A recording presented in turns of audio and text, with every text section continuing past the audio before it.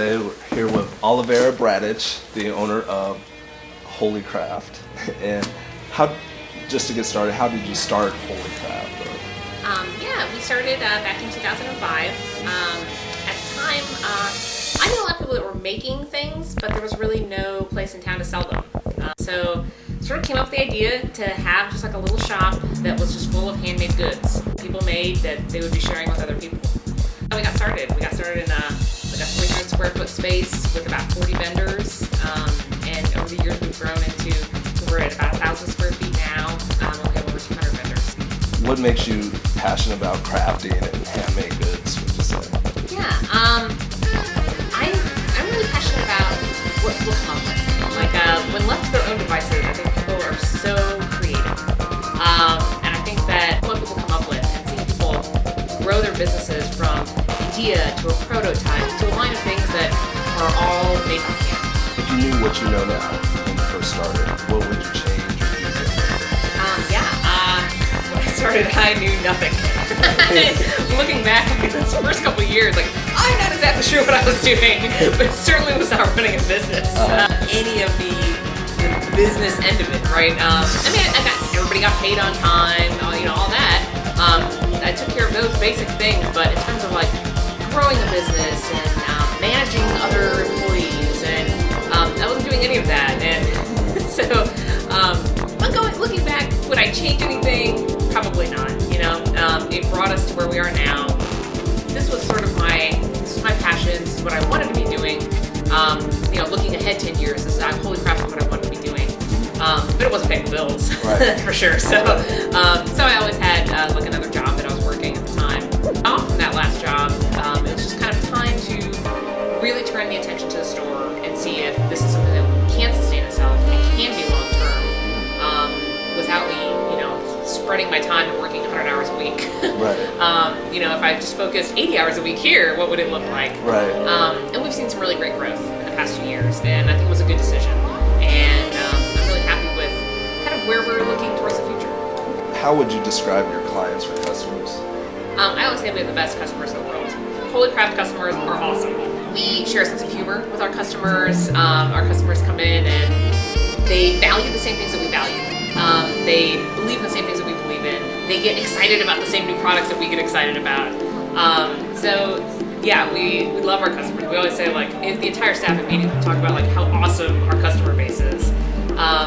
Everybody's really friendly. Everybody's really nice. That I love, actually, one of the things I love most about being in the store for 7 years is seeing our customers grow up with us over time, and like seeing people, bringing different dates into the store, and like eventually one of them sticks, right? Sometimes they get married, or eventually they bring in a kid, and like seeing people's like lives change, but they still like come here to commemorate, like, get their friends' birthday gifts, get their spouses gifts. So seeing that has been like one of the most rewarding things about running the store is seeing our customers grow and change too. Or like the last point, we are the retail end of what all these crafting people do behind the scenes. So in that sense, that kind of differentiates us from the crafting industry. We're a little bit different in that we really focus on our brick and mortar store. We don't do a whole lot of stuff online. So we're different from other craft stores in that sense. And I think that differentiating us from other retailers, we're the only place that is 100% handmade. Everything in here is made by somebody. So fun, laid-back place to be. The other business owners are great. I'm actually on the board of Experience Clintonville, which is an organization here that just kind of tries to bring together like residents, businesses, organizations, churches, and kind of everybody that's in the neighborhood to kind of like work on things together and get to know each other and just sort of support a cohesive community. Is there anything you offer at Holycraft that people wouldn't expect? Well, it's kind of caught the image that we're a craft store, right? That we sell like supplies, or like we're only for crafters, but really we're for anybody that needs a gift. So we have things that you might not think we do. I'm pretty sure that we're the only craft store in the United States that has an adult section. Okay. All right. It's not strictly like 18 or over.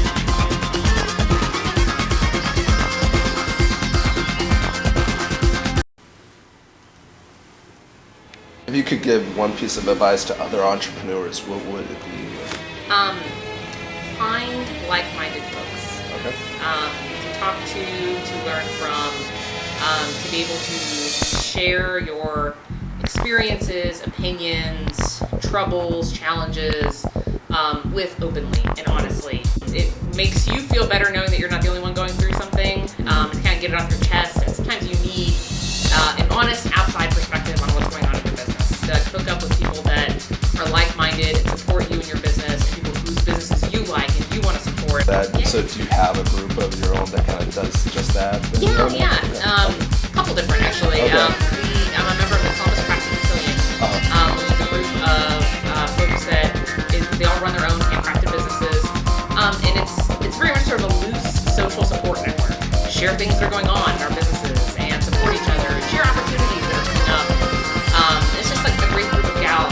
If somebody's going through something really some trouble, right?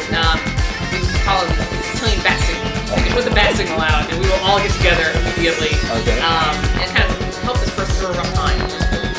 So that's come in really handy for all of us over the years. Just have like a strong social support network. What was the hardest thing about getting started? Hardest thing is maybe just the overwhelmingness of it. And when I had the idea for the store, the first thing I did is like go to the library, right, and like pick up some books about like what is a business plan, how do you start a business, getting that all together in place. I always say like we're kind of lucky in the sense that the space, the physical storefront space that we wanted, opened up very quickly after we had the idea for the store. It was like right next door to where we currently are. Okay. And so it kind of forced us to do things quickly. I mean, from the point where I had the concept of opening a craft store to the point where we actually opened our doors, it was only 6 months. Very long time. Had the opportunity not just arisen, and I knew I had to take it. And it all eventually worked out. Like the overwhelmingness subsides. I mean, it's always overwhelming. It's 7 years later. Right now, it's overwhelming. And what's the most enjoyable part about starting your own business or running a business? For me, the most enjoyable part has been working with our vendors. I think just meeting new folks that are making incredible things, and seeing what people come up with, and seeing definitely the success of their individual businesses. Part of that and helping that has really meant a lot to us. So it's been great to see, somebody come up with like, a new idea for a product, and they'll give us a couple and kind of test it out. Hey, people seem to like it. They're gonna, grow it a little bit more, and like suddenly they quit their job and that's their business, and it's great to see that happen. A business role model and mentor. Sure. I think that every woman in Columbus that runs a business has to look up to this listener. Okay. She's amazing, right? Like she has created these really successful past businesses, and has not lost sight of who she is. She's still herself, and a passionate advocate for small businesses and for women. And I definitely look up to her. Like she's created just like great, strong businesses. Treats her employees well. Stands up for what she believes in. I'm a huge fan. Okay. All right. She's motivated. I would say I kind of go back to the growth of our individual vendors' businesses, and helping them succeed. Really, I never understood, like, we run our store on consignment, and I never understood that a lot of consignment stores don't pay their vendors on time, which is like a pretty basic thing. Right. But for me, it's also like a really enjoyable thing. Like, I really like cutting them a check every month because that supports their business. Right. And like they're happy to receive that check, and they get to do more things with their business, and I think that it makes me feel like a part of something. And I really like that. It sounds weird. Like I love giving away our money. I love cutting checks. But it's true. Like it's a really enjoyable part. Like I love saying like, oh my gosh, you sold so much this month. That is awesome. And anything else you would like to add? I guess one piece of advice that I would have for people is like, don't be afraid of trying new things. You'll try things and they will not work out at all. But you tried them.